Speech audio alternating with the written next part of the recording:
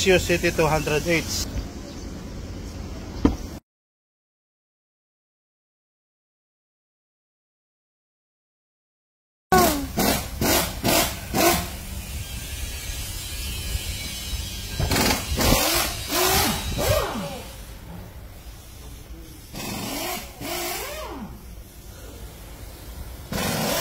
Namin makina dahil nga emission nito na umina yung bomba ng langis. Ayun, butas. Ayun, nakita nyo, ayun, may bintana na. Ayan. So pag binuksan yung spare tire nya dito, makita nyo yung battery nya dyan. Ayan, ito yung ordinary nya battery na pang starting. Pero yung pag ma-under na siya, kaya tinawag na hybrid dahil tipid nga sa gasolina to, dahil meron siyang kalahati na electric powered. So ito yun, ito yung baterya nya, yung buo na yan, yan yung battery nya na yung kinakargahan na yung box na nasa harapan. Ayan. Pag gagawa kayo ng mga mechanical works o ano sa makina, kailangan i-disconnect nyo to. Electrical o may babaklasin kayo, disconnect nyo yung pinaka fuse nya. Ayan, na malaki yung main fuse nya. Ayan. Huwag kayong gagawa ng mga hybrid na hindi nyo dinidisconnect yung main fuse nya. Kaya nga nakasulat dyan, danger. So ayan ang hybrid car.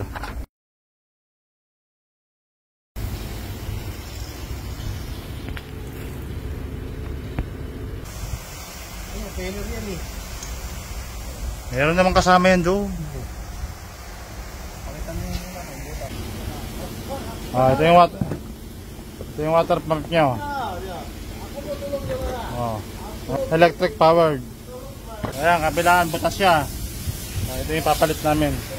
Ayan, second hand.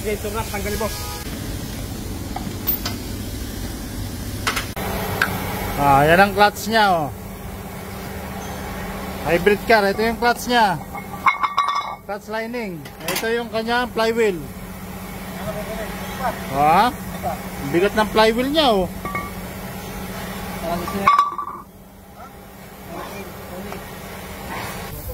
Yung transmission ng Lexus hybrid.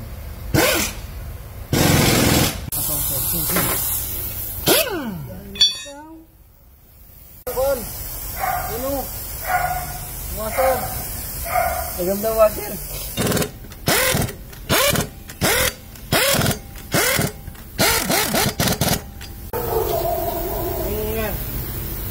Tatak.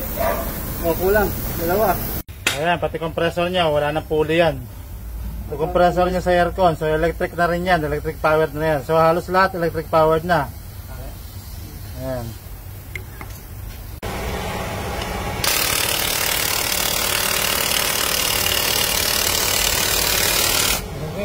Na yung Lexus City 208 na pinalitan namin na makina. Ayan, umaandar na yan.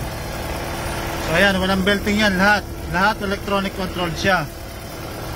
Ito yung kanyang inverter assembly na nagkakarga doon sa battery nyo sa likod. Ito yung kinakargahan niya. Ayan, ito yung main fuse. Huwag kayo magtatrabaho sa makina o electrical, lalo na sa electrical, kung hindi nyo tinatanggal to main fuse dahil nakakamatay nga yan. Ano yan, high voltage siya, parang kuryente na rin sa ano yan, poste. Tapos yung ordinary niya pang start o ano lang, ito yon, yung maliit, tulad sa ordinary sasakyan lang. So ito umaandar na, pinalitan na natin ang makina. So yan, nakikita nyo, umaandar lahat yan. Aircon nya umaandar yan, malamig. Power steering nya umaandar, operated lahat yan, pero nakapatay ang makina ko. Bali ang nagpapaandar na ngayon, ayan, umistart siya uli yan, nag-start mag-isa nya. Kapag gusto niya na magkarga dun sa battery, na ano niya, nakulang na yung karga ng battery niya, doon pa lang aandar yung makina mo, engine niya, para kargahan yung battery. Pag okay na yung karga ng battery, tama na, mamamatay mag-isa yung engine mo.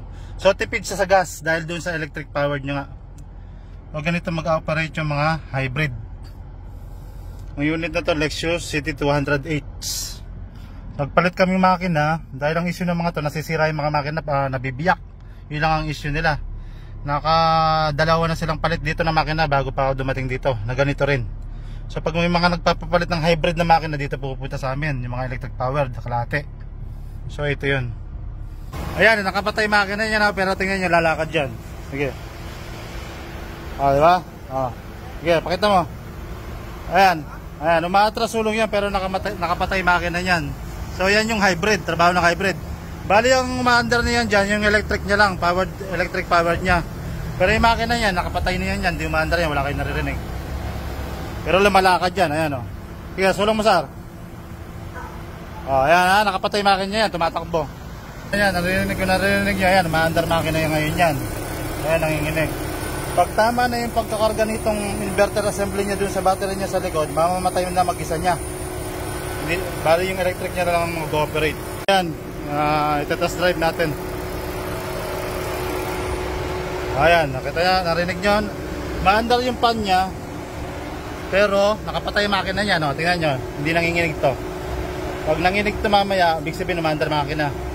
Pero tahimik na tahimik siya kahit umaandar yung makina. Ito, nakapatay makina nito, ibig sabihin, napuno niya na yung sa likod. Okay na yung charging ng battery, alkaline battery doon sa likod. So pagka ano niya, sensor niya na naman nakulang na yung karga sa likod, ayan, doon na naman siya, aandar mag-isa yung makina. So ayan, pati motor niya nag-automatic na. Pero umaandar yan. Kahit patakbuhin ko yan, lalakad yan. Kahit nakapatay yung makina niya, nakapatay yung lahat, lalakad yan. So ayan, nakapatay lahat yan ha, pero palalakarin ko.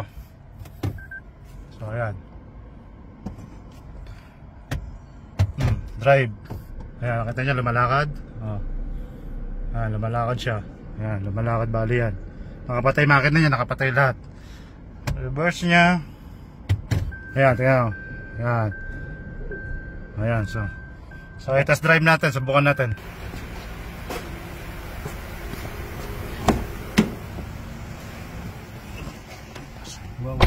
So ayan, test drive natin. Patay yung engine niya na, tahimik na tahimik. Oh, tumatakbo tayo. Patay sa bike, nakalimutan ko yung cellphone. Basta tayo sa highway, subukan natin test tong hybrid na to. Pinalitan ng makina dahil nga nabiyak yung unang makina niya. Sa panel nyo, makikita nyo yung charging ng battery nyo, yung alkaline battery. Saka yung sa fuel nyo, may gauge din siya sa manual sa fuel. Tapos may charging rin siya ng battery na yung alkaline battery niya, yung kinakarga ng inverter assembly. Kaya nga electric power siya kalahati fuel. So tipid talaga siya sa gas dahil nga bihira lang umandar. Ano siya, nakakapagpahinga yung makina. So dito tayo sa highway mismo ha. Kapag naka-power ka pala, nagre-rest ka, maandar din talaga yung engine niya.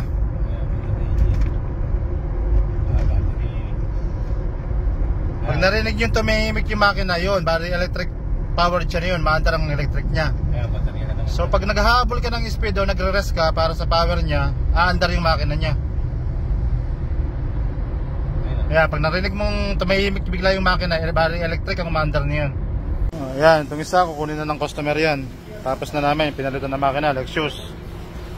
Itong isa naman dumating, check naman to. Hybrid din to, Toyota Prius.